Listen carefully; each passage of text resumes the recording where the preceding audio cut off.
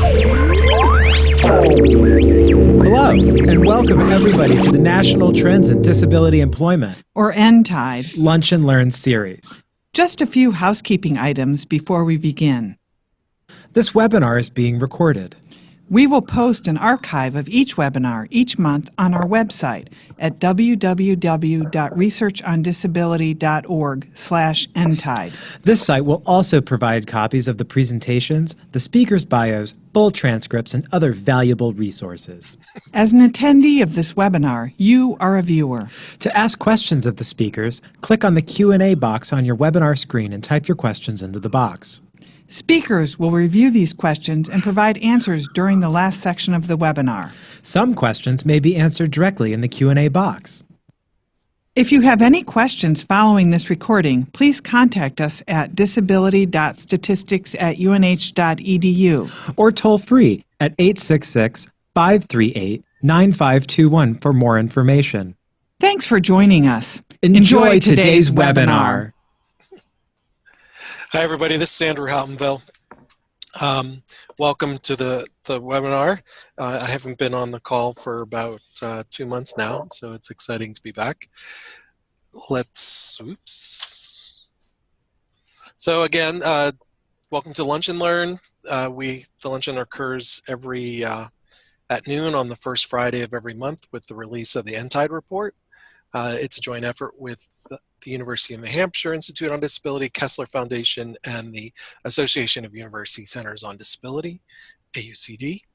The Lunch and Learn is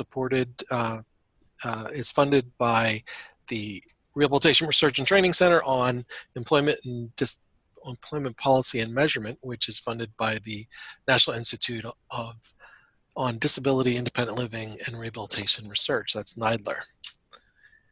So as with previous months, we have 3 sections. We'll talk about the actual report, the most recent results. John O'Neill and I will present those. Then Denise Rozelle from AUCD will present the nTIDE news, so news from the field. And we're lucky to have our guest speaker, Marina, well, whatever, Denise will say your name. Marina, your last name has me Kukla. Kukla. I couldn't even get through your first name because I was worried about your last name. It's a hard one. Yeah. So, and then we'll have question and answers at the end of the program. All right. So, nTIDE, John, take it away.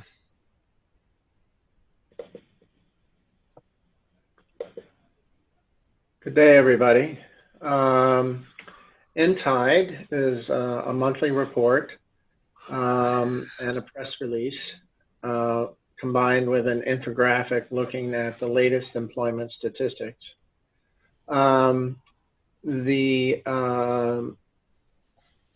Which uses data from the jobs report, which is released by the U.S. Bureau of Labor Statistics on the first Friday of each month.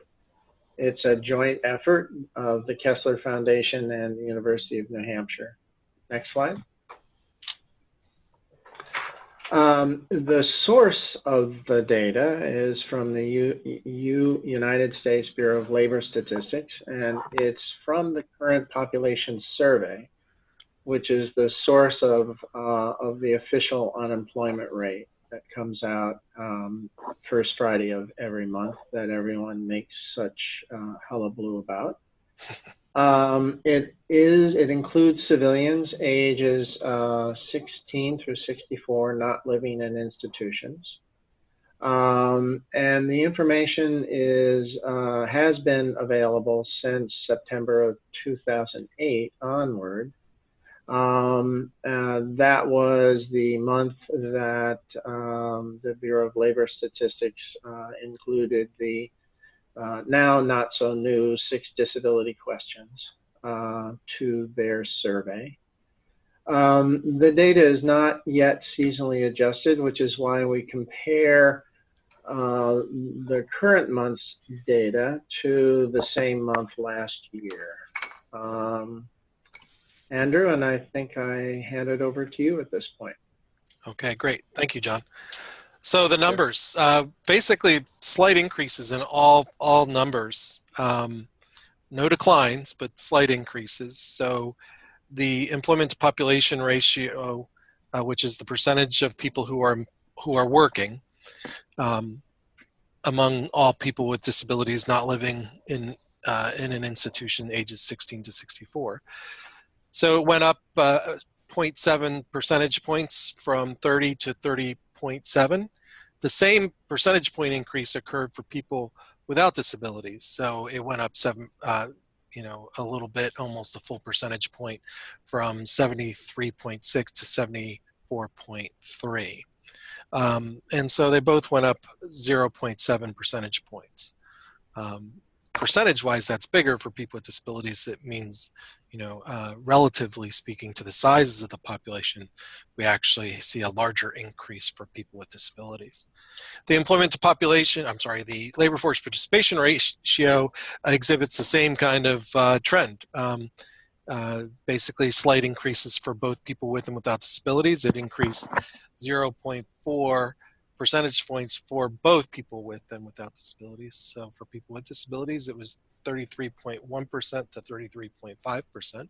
And for people without disabilities, it went up slightly from 76.5% to 76.9%. So again, percentage-wise, it's bigger for people with disabilities, since a 0.4 percentage point rise is bigger with a smaller population. All right. So basically, good news. It's better than seeing a decline. It's kind of consistent with some of the employment news that's coming out of the major news outlets, in that kind of the unemployment rate kind of held steady. Of course, we're comparing to this time last year, so it's quite a bit different indicator. But again, maybe no news is good news. Certainly going down would be worse. Of course, the divide between, the gap between people with and without disabilities is just still incredibly substantial. If we look over time, as we've done, as we do every month, you can see again, the slow, for those new to nTIDE, you can basically see, there's the Great Recession, and then shortly after, maybe a year or two, the kind of slow recovery that has continued, basically since 2007. And we're actually seeing rates above, for people without disabilities, rates above what they were at the beginning, basically at the middle of the Great Recession, which is where we were when this data started to be collected. In terms of people with disabilities, you see that recovery took a lot more time to start happening, and sensibly you could say it really didn't start until the end of 2005. And the last 3 years, we've seen kind of a steady increase over time, with some declines over the past 6 or so months. In terms of a time trend, you can kind of see that, you see the continued fall from the Great Recession, and then the slow recovery, and then a delayed recovery for people with disabilities by several years. I mean, we're talking, they started 1, 2, 3, 4, 5, 6, 7 years post Great Recession, we start seeing increases for people with disabilities, and so that's pretty staggering, honestly. But we're glad to see this is, in all the research I've done over the decades, looking back to the 70s even, this is the first time we've really seen positive movement for people with disabilities. So it's a good time, and we hope that it keeps going. With that, I'm going to turn it over. I had one more slide to delve into that. We're going to ask you guys to take a poll. And so Karen put the poll up, and maybe you can see hosts and panels cannot vote. Oh man. So I'm brought out. So the topic this time is, what topics would you like to see discussed? Of course, I know you'd all love to see more numbers, which isn't even an option. Like, we should see long-term trends, but no, they didn't put that in. But if you want to put down an other category, you can vote for long-term services, veterans, youth transition, poverty and disability, technology, media and the arts, research and training, business and employment, and advocacy. So if you're interested in any of these topics, please let us know. And I believe we can return to this survey at the end if you haven't voted already. So I'm going to put that down. Now I'm going to turn it over to Denise Roselle from AUCD to take it over and do the news. Go ahead. Take it away. Terrific. Hi, everybody. I would be remiss. I'm going to jump into a federal. Oh, there's the results of the poll. Oh, just so you know, that's really helpful. As we set up next year, I really want to let you guys know that, you know, we're going to pay a lot of attention to this. What do you want to hear about? Who do you want to hear from? So thank you very much for doing that. Sure. Before I jump into the federal policy update, I would be remiss if I didn't mention having just finished out the week of the funeral and honoring of former President George H.W. Bush. Those of us who were around during the passage of the ADA, and that means me, I was honored to have been one of those people on the South Lawn of the White House when he signed the bill. We really do owe a lot to him for the ADA, and without it, and a number of other Republicans and a bipartisan movement within Congress, we wouldn't have had it. So at least not at that time. So a note to people that you've seen some of that, I hope, in the news over the last week. I certainly have seen some play on that and have been pleased to see it. Obviously, we have a lot more to do. Okay, that moves into the federal policy update. Now, it's interesting, when I was building this slide this time, it looks just about exactly like the slide I shared with you last time. We have a few updates that go with it, but the slide itself looks pretty much the same. So we'll just quickly walk through that. We've had an election since we talked the last time. Clearly, there are changes that have happened on Capitol Hill. The Democrats took 40 seats, a gain of 40 seats on the House side, which means that the House of Representatives has flipped, which will change and will be led by a Democrat, by Speaker of the House now, we think. Nancy Pelosi from California will be the Speaker. That will change some of the focus of what is coming on the House side, and we are just beginning to have those conversations with folks on the House side about what it is they want to see happening. People like Representative Bobby Scott, from Virginia, who will be the chair of the Education and Workforce, or whatever they decide to call it, committee, where a lot of the bills that we care about are going to be. On the Senate side, some of those committees are changing and some of those committee chairs are changing. But in general, the Republicans picked up a couple of seats, and we'll continue. We'll have a split legislature, and we're just going to have to see what that means going forward. We are in the middle right now of a lame duck session. I said to you last time that I thought that there would be a couple of bills that might be able to move during the lame duck session, in addition to the fact that the Congress has to take care of not shutting down the government.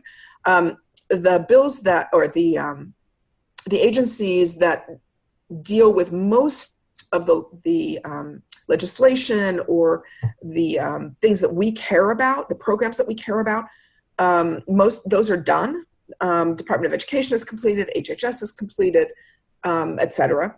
But there's 25% of the government that still has not been funded. And it was supposed to run out as of today or Monday. They've kicked the can down the road a little bit because of the events this week surrounding former President George H.W. Bush. So the Congress was out completely all week. So we'll see. Now we're down to just 2 weeks. Originally, we had thought that money follows the person, might be able to go through Congress. We might get something done in this lame duck session. We're just going to have to see. Obviously, the government funding piece is the most important. And when you lose an entire week, that means that you have even less time to work on some of these issues that are not as pressing. So we're going to have to wait and see. It's still possible that we could get money follows the person passed through the Senate this week, in the next couple of weeks. It's less likely than it was when we talked last month. if that's something you care about, I would still absolutely encourage you to let your members of Congress know that that's something you care about. But it's less likely we're going to actually see it done. There have been a couple of things introduced that I want to point out to you. Some new legislation, which you are also, you can go to your members and let them know that you care about. They're not likely to be things that will pass in the lame duck session, but it is new legislation that was dropped that my guess is will be reintroduced come the first of the year. But it lets you know there are a couple of other things going on. One of them is called the Guardian Accountability Act. It was co-sponsored by Susan Collins, Senator Susan Collins, and Senator Bob Casey from Maine and Pennsylvania, respectively. They held a hearing on it, and if anybody was following the hearing pretty much focused on those in the aging community and the effect of guardianships on them. But the bill itself, which is, again, the Guardianship Accountability Act, the bill itself actually is broader than that and absolutely includes people with disabilities.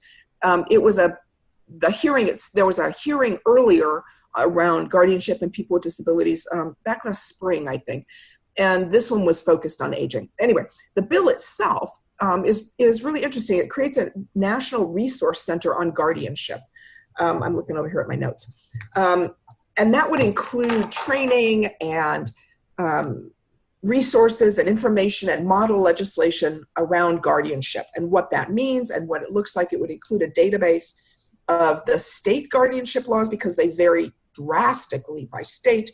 It would include some federal demonstration grants.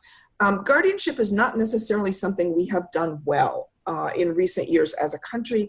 I think many states still have really outdated legislation that covers guardianship, particularly for people with disabilities. I don't know that we need guardianship in the same ways that we might have either needed or thought we needed it in the past. So this is a piece of interesting legislation.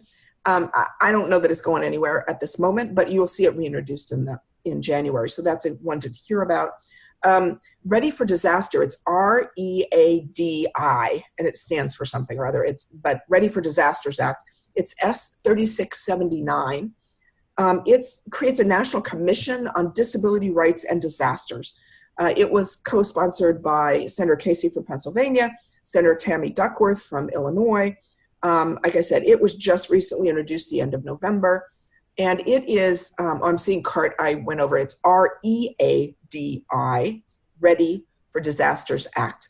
And it was introduced, we've seen lots of problems, particularly, well, with Puerto Rico, but with other places as well, in terms of preparedness for what happens to people with disabilities in disasters.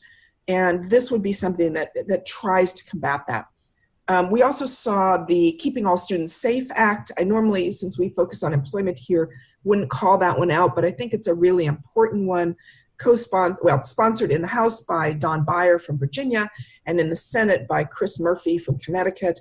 Keeping All Students Safe is the restraint and seclusion bill that we've been working on for quite some time. This is a new version of it, and this time we actually might see something happen to this version, not necessarily in the next 2 weeks, but in the new Congress.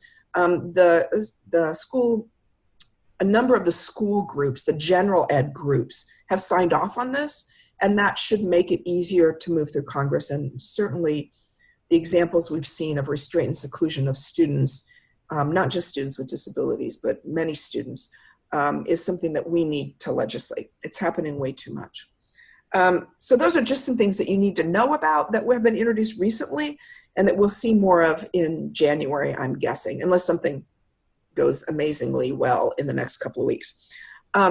Moving down to regulations, I talked a little bit about this in the last couple of months. There's something out there. It's called public charge. It's a very odd term of art. The comments on this regulation are due December 10th. There is a lot of information up on the AUCD website, aucd.org, about this rule. Basically, what we're beginning to hear now, what the rule says is that if you take, in effect, if you are on any kind of benefits from the federal government, that you could, for those people who are legal immigrants, you could risk any chance you have of staying in this country or of becoming a citizen. This There are a couple of programs that currently are considered when you're looking at public charge. Should you be able to stay in the country? Should you be able to become a citizen? But not everything.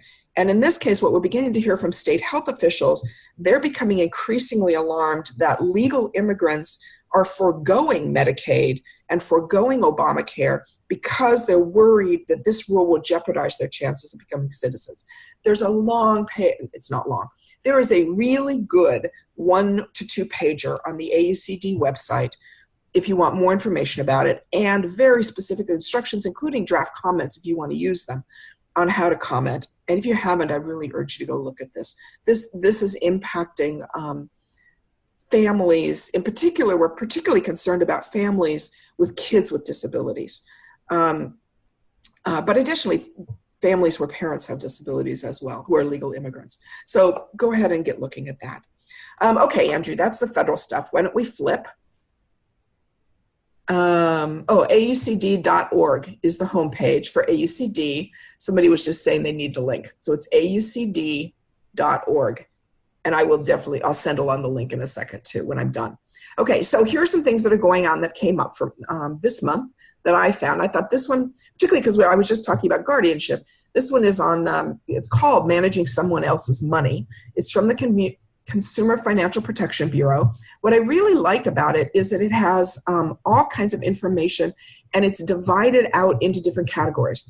So it gives you things about powers of attorney, tips, things that the duties that go with powers of attorney, resources that go with powers of attorney. Then it splits it out into guardianship.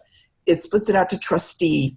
It splits out another section on government fiduciary. Again, I've been getting more questions about this recently, particularly as I continue to work on transition issues and parents asking about what happens when their kids turn 18.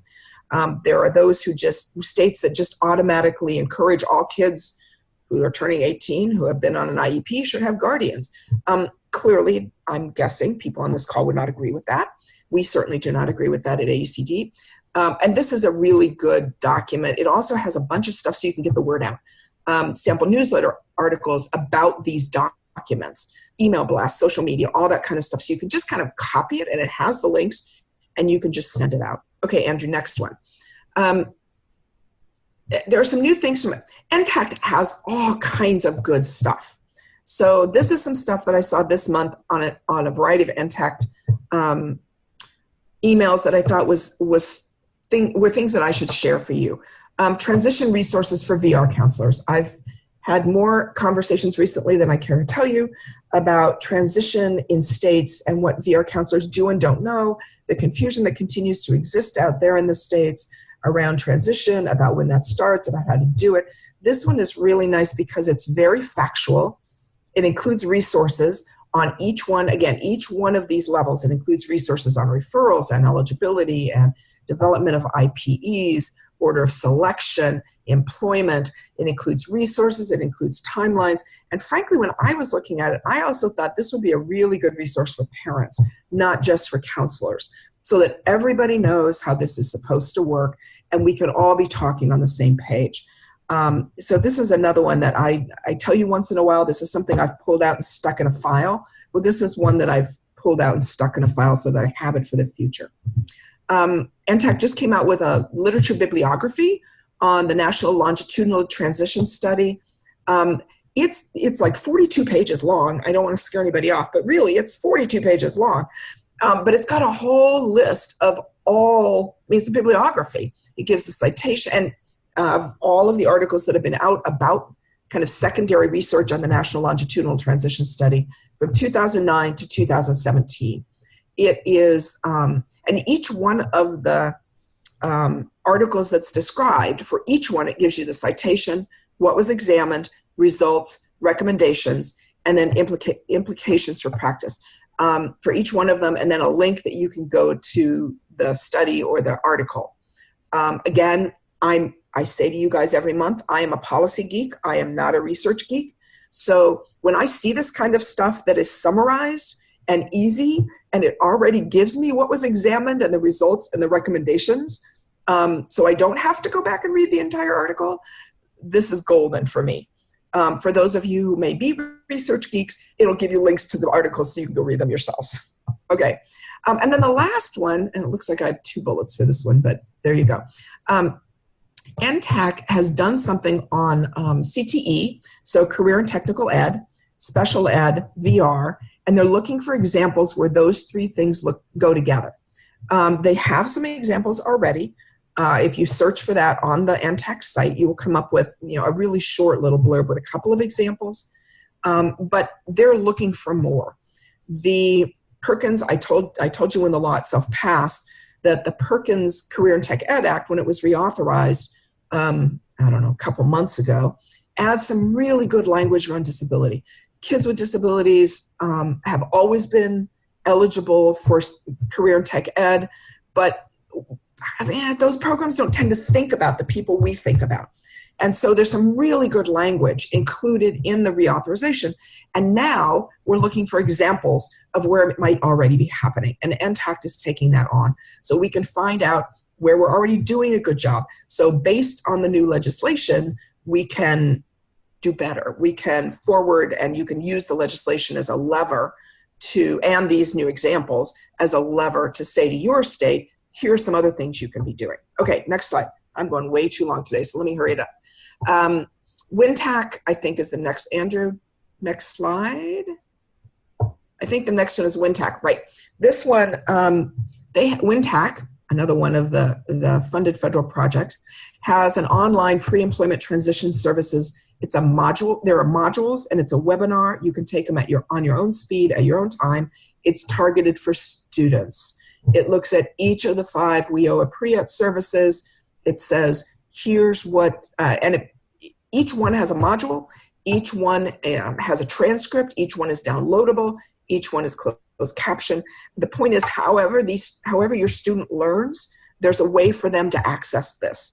And I think, again, if we can get students, parents, sometimes it's just different resources for students, for parents, for counselors, for professionals. This one is targeted to students, and I thought it was really well done. Next one. Thanks, Andrew. Next slide. Department of Labor. I am here, and you will be hearing more. I am right now sitting in a hotel room because I am at the Council of State Governments meeting in Cincinnati, where the Department of Labor and the Council of State Governments launched a new toolkit on stay-at-work, return-to-work. I believe it is up on, we really just got the new version. I believe it's up on CSG's website, but I haven't seen it yet up there. We will have, Andrew and John don't know this yet, but I promise you we're going to have somebody on from ODEP or from CSG to talk about this in the coming months because it's a really nicely done toolkit for stay-at-work, return-to-work. And it's something that we don't talk about as often as we perhaps should. And it's something that the Department of Labor is really putting a lot of priority on. There's also a brand new campaign and a new PSA on from Department of Labor on Working Works. And it's, again, we just saw it. You're going to see it everywhere. It's apparently a partnership with Major League Baseball because Cal Ripken is in it talking about working. And, he had so many games in a row that he played and he worked hard. And anyway, it's very nicely done. But the point is, I think you're going to be seeing it during baseball games, that kind of thing. So, so you'll be seeing more about that. Next one, Andrew, the post-retirement. We don't talk often enough about post-retirement. And this is one that, again, for anybody on this call, I don't think you're going to be surprised. But there's a new article out in the Journal of Disability Policy Studies. It's from Mathematica Policy Research.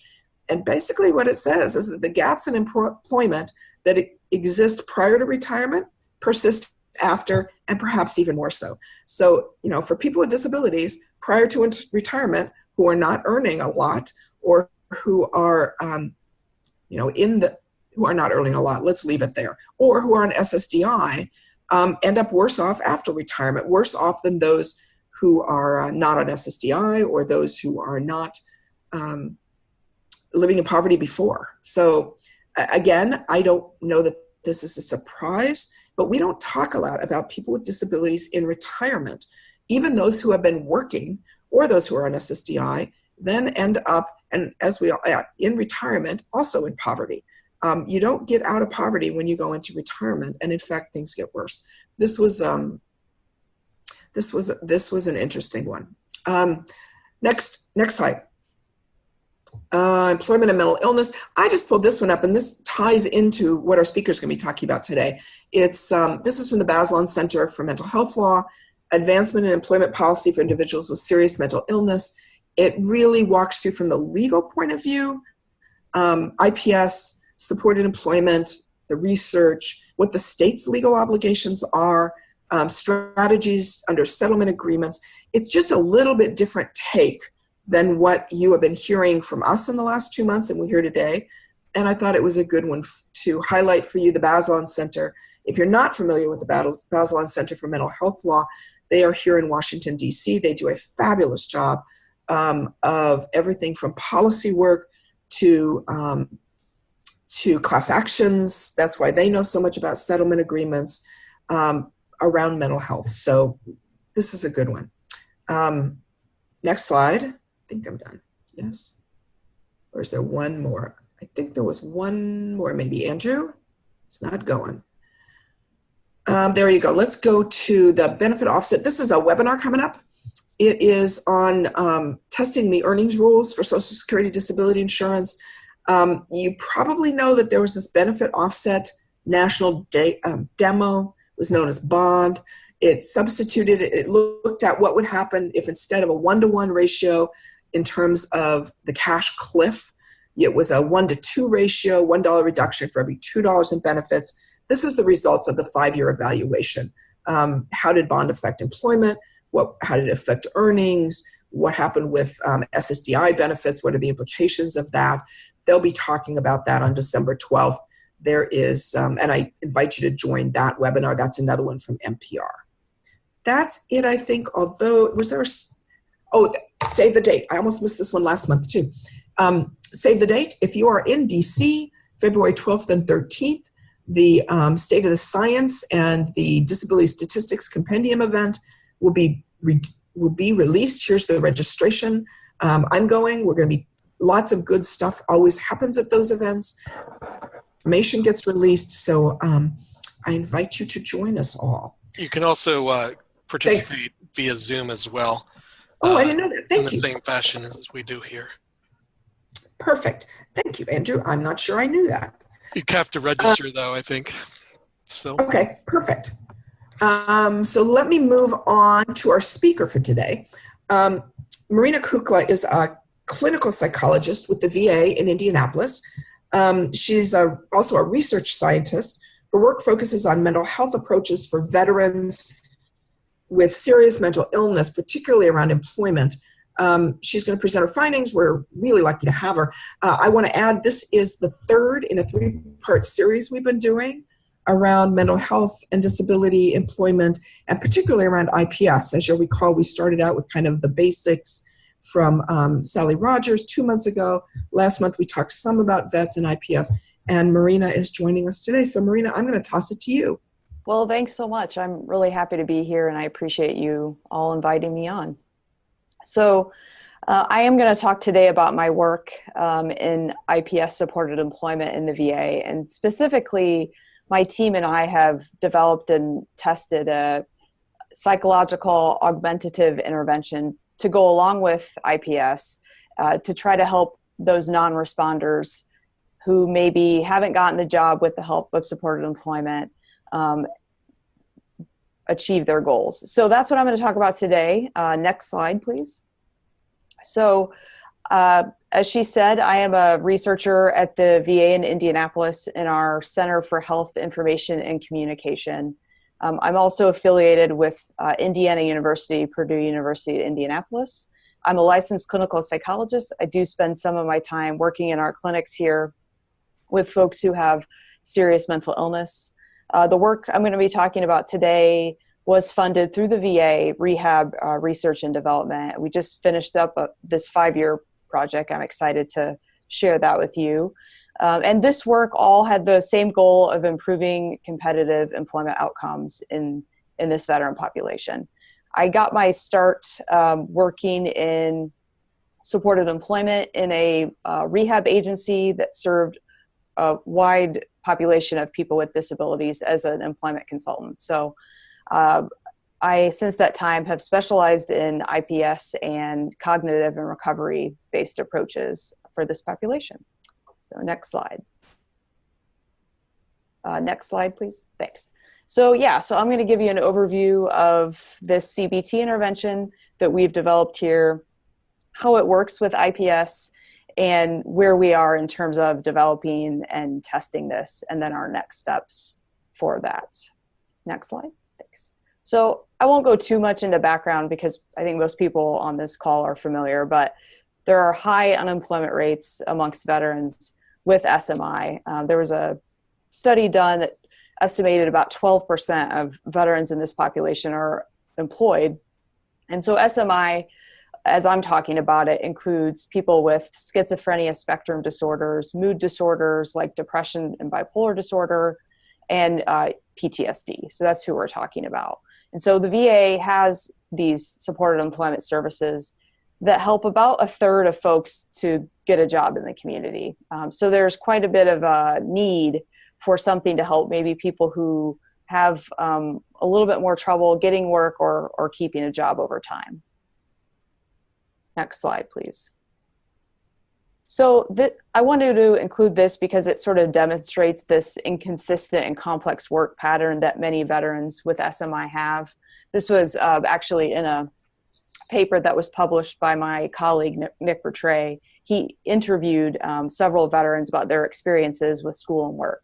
And so you can see in these three cases that this is not sort of a linear pattern where you get a job and you stay employed. You can see that people had periods of education and work, and we also have military deployments in some of these, as well as sort of mental illness and kind of where that entered.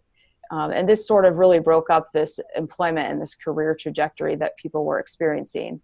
And so indeed, some prior research indicates that job tenures tend to be short, of a few months, and there's this really complex sort of work pattern that emerges over time. This can lead to problems with career advancement and underemployment. There's also evidence that performance on the job and lost productivity are also problems. Next slide, please. So, I think this is important, and we began studying this because of the links between employment and well-being. So we know that obviously people who are not working in this population have more financial difficulties and more trouble taking care of some of their basic needs like food and housing. We also see that people have worse sort of recovery and clinical outcomes like more severe symptoms and more time spent in the hospital, also reduced life satisfaction and quality of life. And then from a services standpoint, we see that folks in this group who are unemployed tend to use more services and have resulting in higher service costs. Next slide, please. So conversely, when we look at it, we see that there's lots of benefits of working competitively in the community, especially longer periods of competitive employment. So things like enhanced self-esteem and life satisfaction. And people with substance use disorders and SMI also credit their recovery to work. Not surprisingly, folks tend to have lower reliance on government benefits in the service system.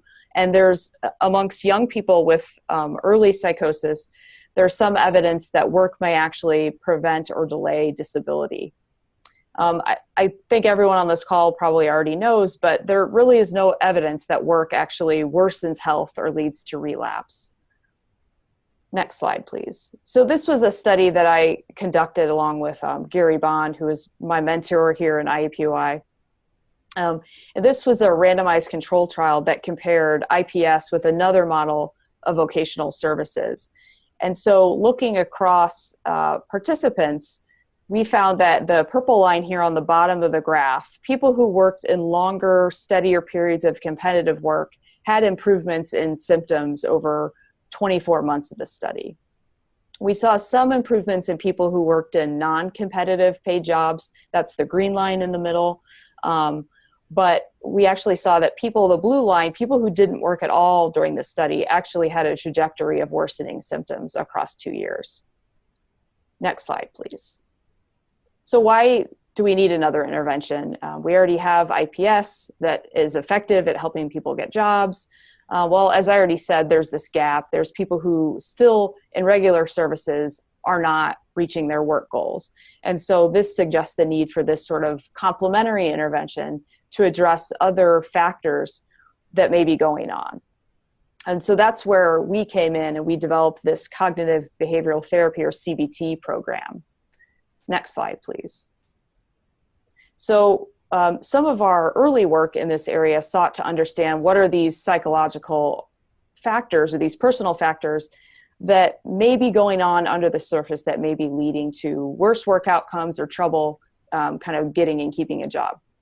So we interviewed a sample of veterans with SMI and then also SE providers across the country. And we asked them this. And these are the factors in this table that sort of emerged, things like work-related self-efficacy being low, poor work motivation, low self-esteem, the difficulties and challenges that are imposed by having to manage mental health and cognitive health on the job. Another thing that I'd like to point out is that we found one of the emerging factors was this idea that people with SMI have this sort of low or incomplete sense of themselves as capable workers. And so this makes sense, right? People who don't have much of a work history, or maybe they've had a long period of unemployment, or even other things going on, like they spent a long time in jail or prison. It makes this sense of self as a worker sort of difficult. Oh, sorry. My light went off there. So we wanted to create an intervention that could address these, because supported employment, it can address some of this, but it's really not designed to do that. So we wanted to create something that could be implemented within supported employment programs and that would fit these needs. Next slide, please. So CBT, of course, is a strong fit for these, and it also fits well within existing VA services, being CBT's been implemented to address other needs throughout the VA. And we've also found there's been other research for folks with SMI, for example, Eric Granholm and the CBT for social skills training intervention has been effective at helping veterans with schizophrenia improve instrumental skills functioning and social functioning. Next slide, please. So we developed this cognitive behavioral therapy for work success program. So this is an augment to IPS. It's not meant to replace IPS. It's also not meant to duplicate the services that are being provided. So this is a strengths-based intervention that includes these cognitive and behavioral elements. We also added a narrative component where people could really talk about their work experiences and their work story and think through some of those things to sort of enhance this idea of the self-concept or sense of self related to work. We customize all the content to work. So there's a lot of CBT interventions out there. Most of the time they're focused more on symptoms. And so ours is completely focused on work and on functioning.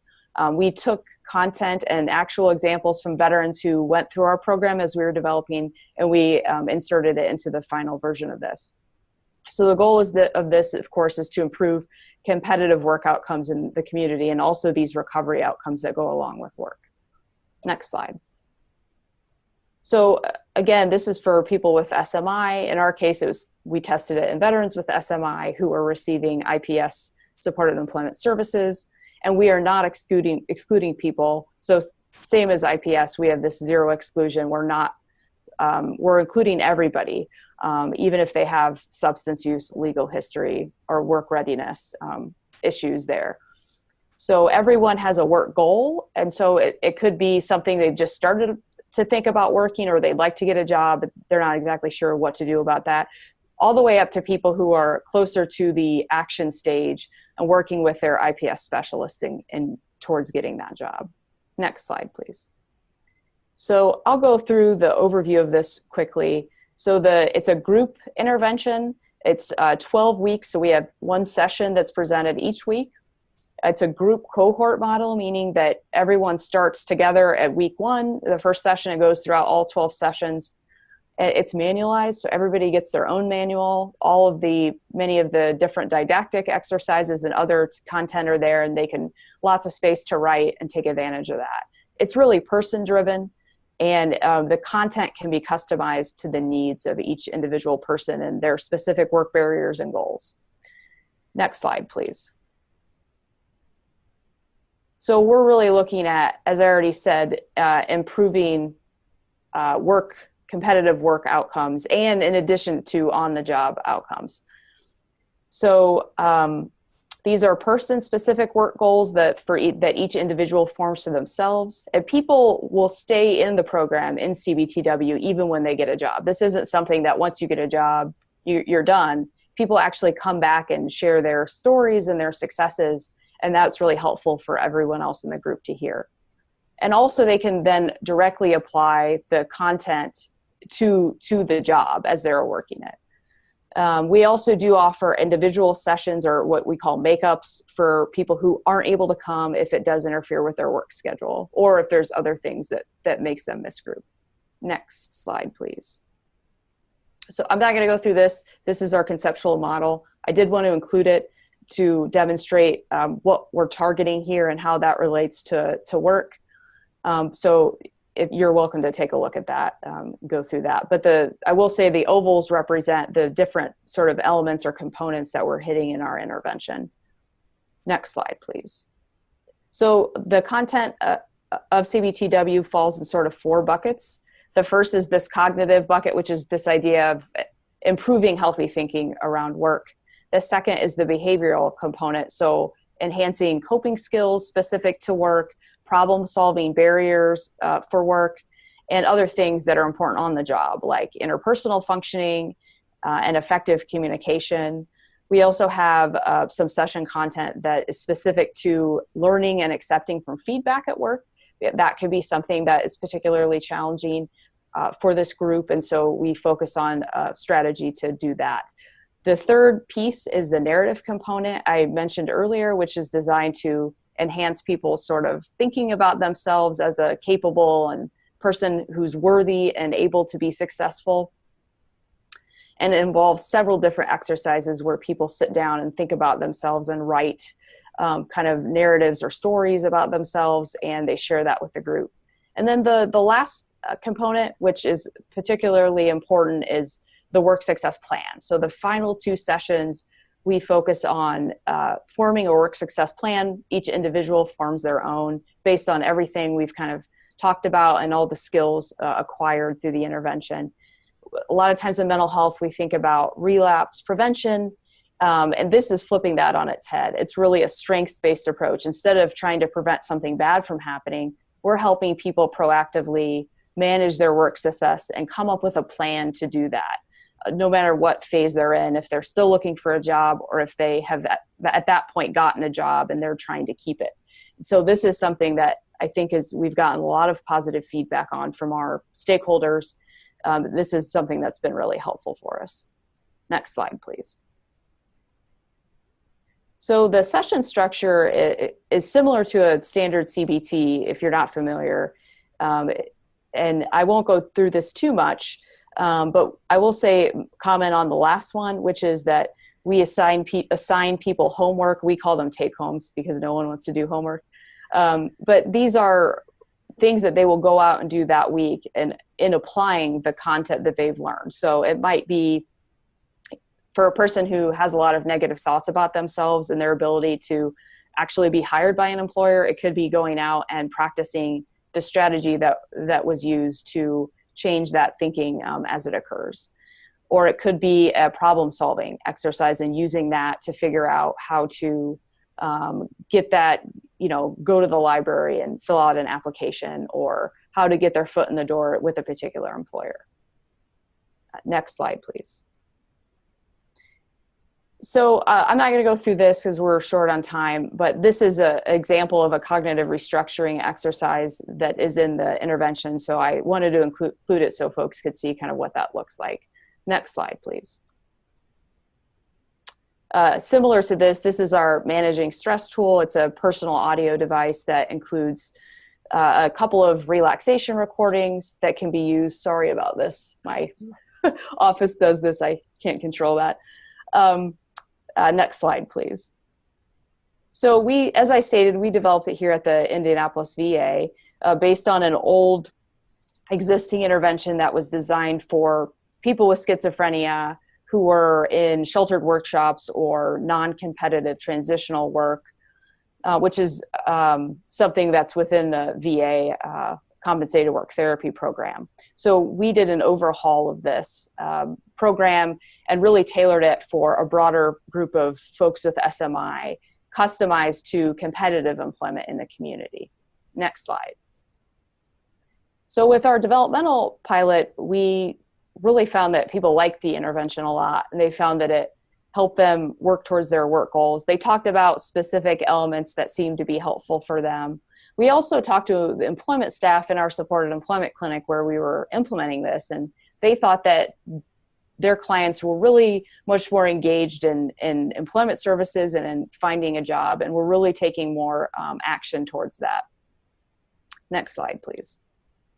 So we then did a larger open trial. This had one group, so there was no control group, this involving 52 veterans with SMI. And we took them through the program for 12 weeks. And then we measured outcomes at the beginning, at the end, and then 6 months later to see were there any outcomes that emerged over time, especially given the idea that 12 weeks is actually a pretty short period of time to work in supported employment and actually get a job and then use some of this content. So we wanted to see, could we detect anything later on? Next slide, please.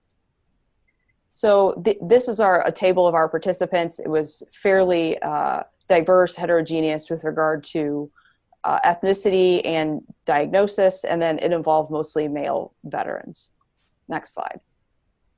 So we saw that at the end of the 12 weeks, 50% of the sample had gotten a competitive job. And then after 6 months, we looked at them 6 months later, and we called them to follow up. We found that 75% of our sample had gotten a job. So those are really promising numbers that we were very happy about. Next slide. So we also found, not surprisingly, given the job acquisition rates, that people worked over time significantly more hours at the end of the intervention at 12 weeks, and then 6 months later, people were still working and doing quite well. And along with that, they were also earning higher wages. So this is the full sample, and so it also included people who would have worked 0 hours and didn't earn any wages from competitive work. So that's how you might interpret some of those numbers. But we can see overall that people were actually doing much more with employment. Also exciting was that amongst those who did work, that 75% of the total sample, 73% of them, so the majority of them, became steady workers, meaning they worked at least half of that follow-up period, which is very exciting. Next slide. And so they also had improvements in these important areas of recovery. And you can see that symptoms, self-esteem, and recovery beliefs all significantly improved. Next slide, please. We found that it was feasible and that most people stayed in. They liked it. They didn't actually want it to end. In many cases, they wanted more than 12 sessions. But we found that it was feasible to implement in an SE clinic. So I'm just going to go to the next slide, and I'll make a final comment about what we're planning to do. So the next step is that we have to rigorously test this and compare it to a group of people a control group who doesn't get this intervention in a much larger study across multiple SE clinics to see, can we do this, and can we actually do it using existing SE staff? So can we train people to deliver this intervention and work with folks with our support and consultation? So that's our next plan with our next study, is to do this and to actually see if we can answer more definitive conclusions regarding whether CBTW is helpful for people with their work success. So I think that's all I have. And I just wanted to thank my team and all of our clinical partners in SE here at the Indianapolis VA. Thanks so much.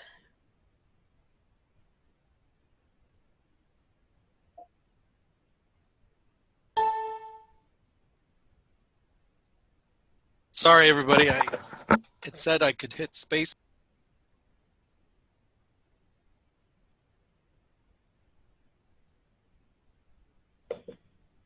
Andy, you're muted. I muted again. It said There that you I go. could just hit space bar and it would unmute, but no, it actually like went through every page we've got like 5 minutes, and if people have questions, you can ask them in the chat or Q&A section. I have one question for you. Can I ask about kind of how it fits into the SE clinic itself, and also with perhaps the psychiatry that they're seeing in terms of med management? I've known some CBT related programs at McLean Hospital in Boston or outside Boston, that the med maintenance, the personal therapy, and the group therapy of CBT are all in one. So it's kind of like a little bit of psychotherapy, med management, and then also a CBT component.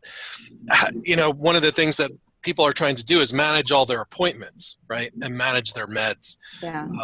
And so is there an effort, and perhaps this is something you may consider in the future, with their SE therapist or SE counselor, is the time coordinated, such that they can only have to come into the VA, and some people have to travel quite a bit to get to the place.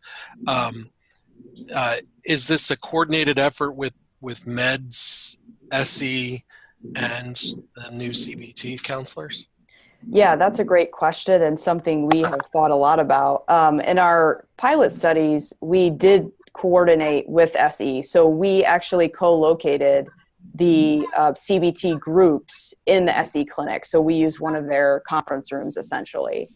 And so we did have to coordinate a little bit. We also had to pick a time that was a little tricky with the cohort, but we were able to pick a time, Monday afternoons, when most people could come in. We weren't able to coordinate with all of their appointments because actually our SE clinic is not located at our main hospital. It's about a mile away. Right. And so we weren't able to coordinate with that, but we did provide people bus passes for those folks who did take the bus and didn't drive so that they could get here. So we did have to coordinate with the SE clinic, have groups within the clinic, and do all of that. We did not coordinate with psychiatry or mental health at all, and that didn't seem to be a barrier. People were actually attended at remarkably high rates. We also had a group, a cohort of groups that was held at part of our SE services are embedded within our housing clinic. Yeah. And so we did do some groups there for folks who are actually living in our domiciliary. Right. So that was kind of put within their services there. That's neat. What about in terms of longer than 12 weeks? Can they re-up, kind of have a readmission to the program instead of extending the program, have the option to rejoin? That's a really good question. I think that's an important scientific question that we need to study further. We didn't do that. We did the 12 weeks and then we followed up with them to see how things were going after 6 months. But for this, that is a question whether some people would need to have that available to them, especially if they're still kind of working towards getting that job. Yeah, and since you have the clinic, the SE clinic, many of them are participating in that. Is that conditional? Do they all are participating in that clinic? Yes. So all of the veterans in the study were participating in SE. Right. And we had a lot of good buy-in and tons of support, which is really helpful from all our SE staff here. And they really liked it because I think it was helpful for them to get people to come in. Yeah. And stop and see them, but when they needed to be, that was really helpful. I don't think we could do this without that sort of integrated buy-in within the SE clinic or the co-location.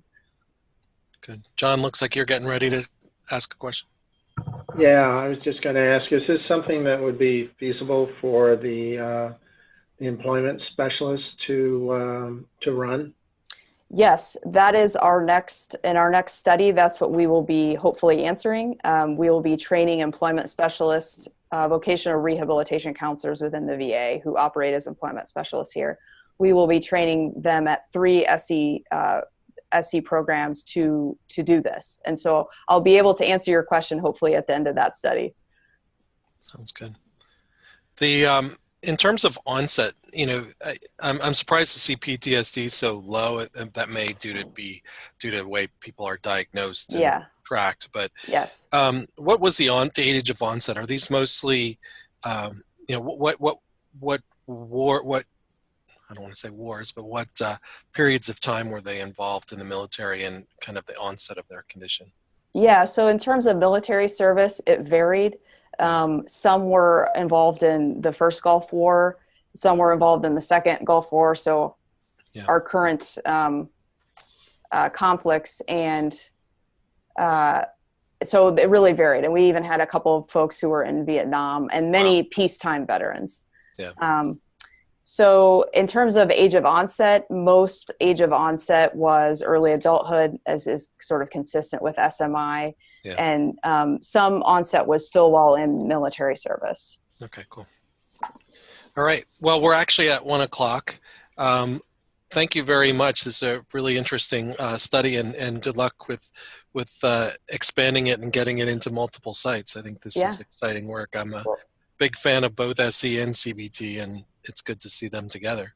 Well, thanks so much for having me. And if anybody has any questions, they can reach out to me. I think I put my email on that slide. So. Yep.